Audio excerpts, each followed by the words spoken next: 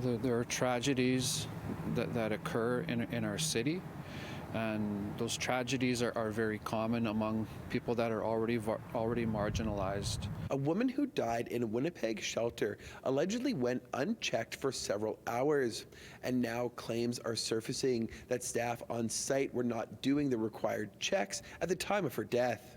City News has learned that Cheryl Whitford, who died at the Ninimayawak shelter in October 2022, went unchecked for several hours after her death.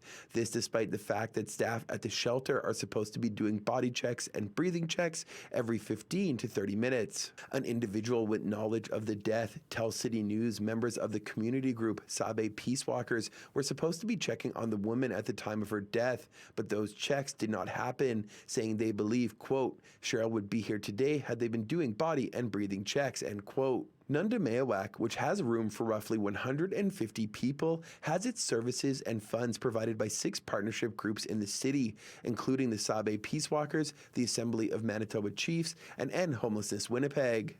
What results is overcrowding, conflict, reduces staff capacity in these places.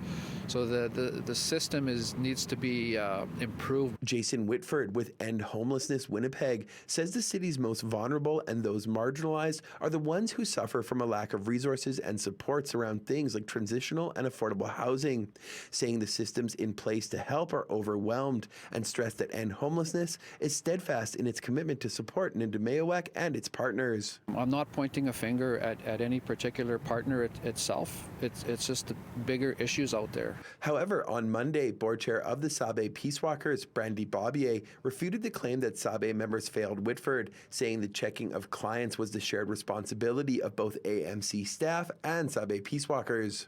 When our Sabe staff changed shifts in the morning and our Sabe staff came in to go and do their initial start of shift perimeter checks and area checks, that's when Ms. Whitford was discovered. And she had been there for quite some time. She hoped that AMC would hold itself accountable for what happened, as she feels they too are responsible, but says communication between AMC and other partners at the shelter has been sparse, agreeing with End Homelessness in saying Whitford's death and other incidents are signs of a stressed system. There is a bigger crisis than any behaviors occurring at any shelters in Winnipeg.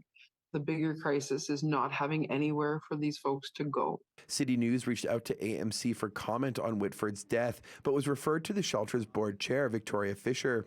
She said in a statement, quote, "We take all concerns seriously, and any findings from the review of these incidents will be acted on appropriately and shared with necessary funders and stakeholders where appropriate," end quote.